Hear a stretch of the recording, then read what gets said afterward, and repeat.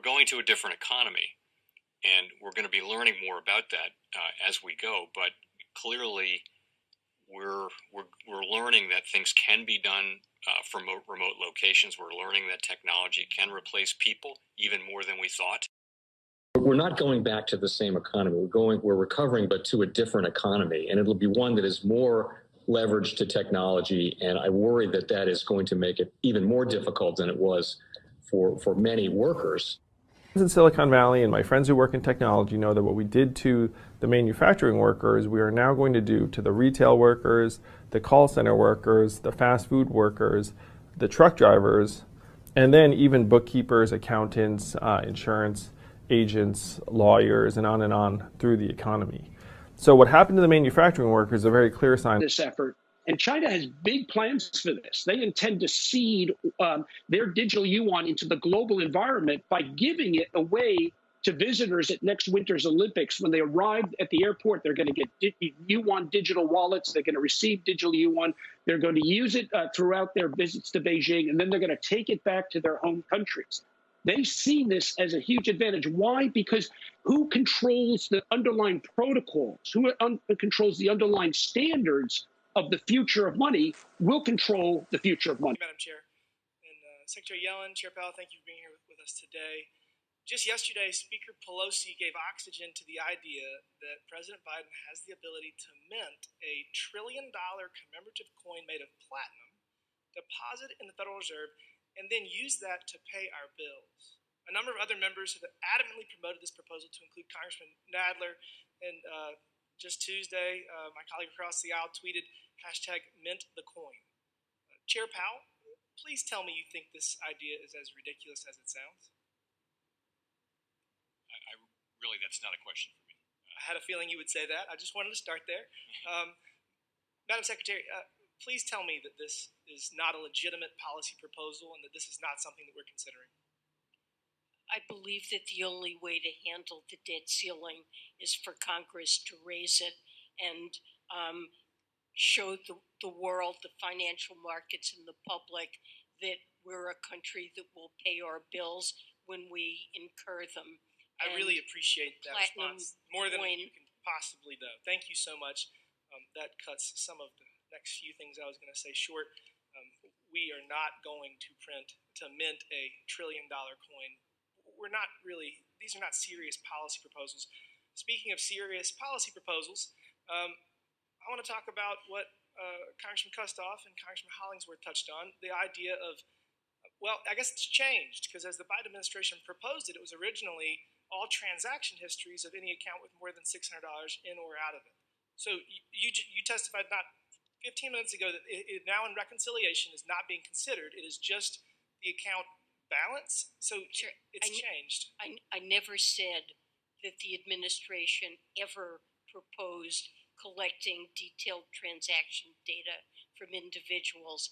That is never anything that the Biden administration contemplated. So you just said it's changed since the original proposal to what is now being considered. How did it change? A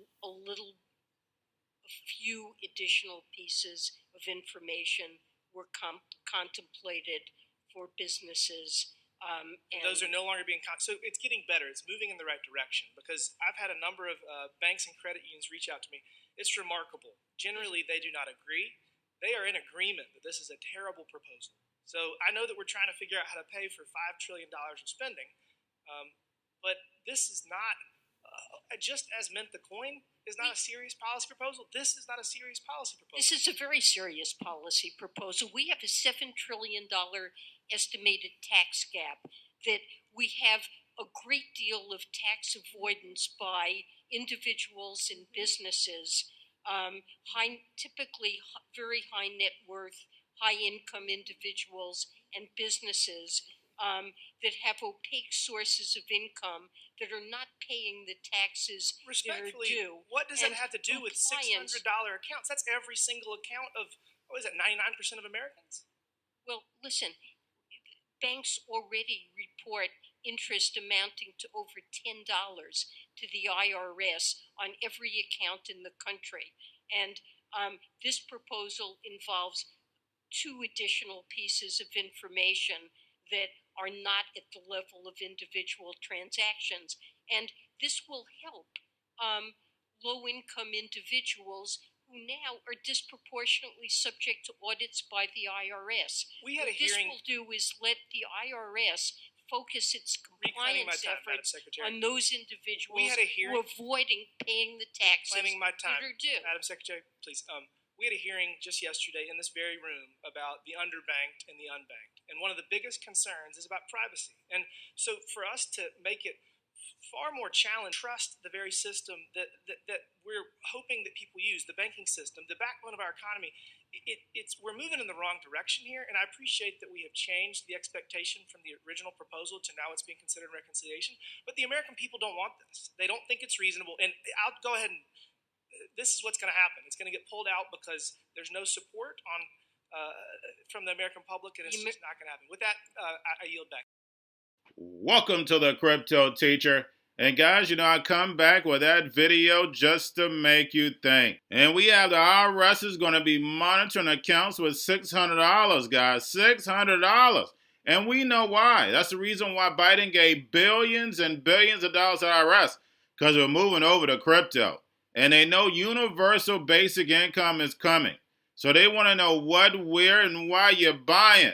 We know right now the limit is about 10,000. But they want all your privacy, guys. They want it all. Remember what David R3 stated. If you want to boost the economy, airdrop that free money. They have 3 to 6 months to spend it, or poof, it's gone. Guys, the only thing that we're looking out for is the next movie. It's definitely going to be a big movie that's going to distract the masses. Either the last quarter of this year or beginning of next year, the first quarter. Why do we know that? That's right, because the digital yuan will rise. Plus, ISO goes into effect, global regulation. And United States Babylon is behind for a reason. They want to destroy all your freedom. Remember, the Cryptoteacher told you, because he knows. When it comes to the New World Order, it's all planned out. You have a wonderful day.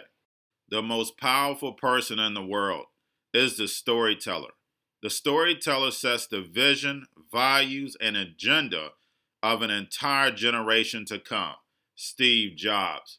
And guys, I truly believe in this. When you look at the New World Order, they're the storytellers. And that's the reason why I wrote my New World Order book. But guys, now it's time to change the current generation. And I wrote 3 kids' books. I love the Trinity because I understand the power that's in it. So I have 3 books. We have an opportunity to change the generation, to educate, not just me, but I want to show you that I take action on a daily basis. And I want you to take action on a daily basis.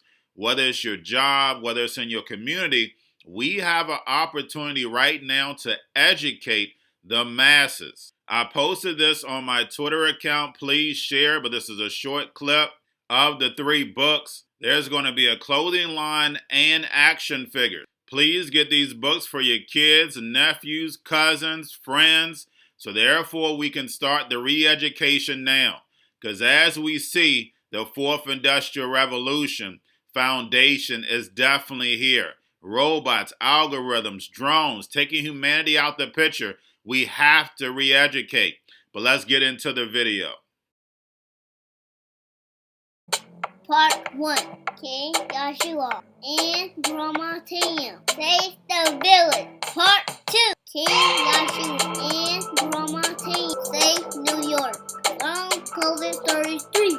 Part 3. King Joshua and Drama Team goes to China. It's mandatory to get Part 1, Part 2, and Part 3 of this series. It's time to re-educate Generation Z.